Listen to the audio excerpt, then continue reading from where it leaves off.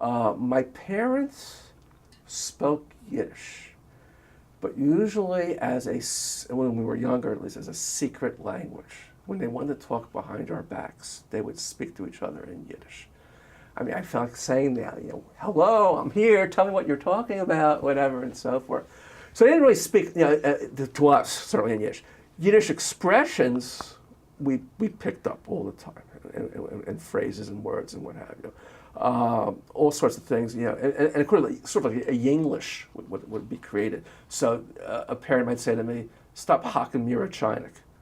Okay, so stop hocking mir, hock mir nicht kein chinik. Okay, stop, bothering me. Things like that.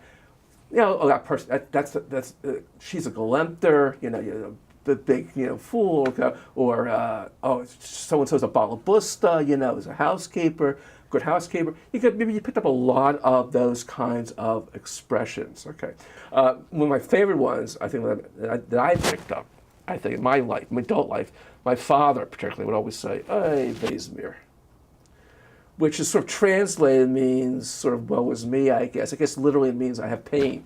Okay, and you would always sort of say whenever you felt a little exasperation about something, "Hey, Vezmir," and I find myself doing that almost all the time.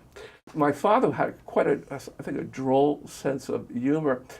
I remember once we were at a traffic stop, but I was in the car with him, and the light was red, and the car in front of it, and the light turned green, and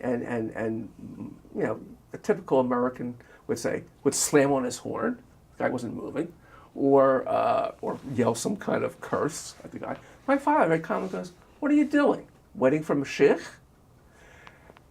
I never appreciate how clever that was. Insightful, of course, Mashiach, the Messiah. You're already waiting for the Messiah to come, and which, of course, for Jews, it was like an endless wait. Okay, never happens. Okay, I look back at that. I find it very, very, very interesting.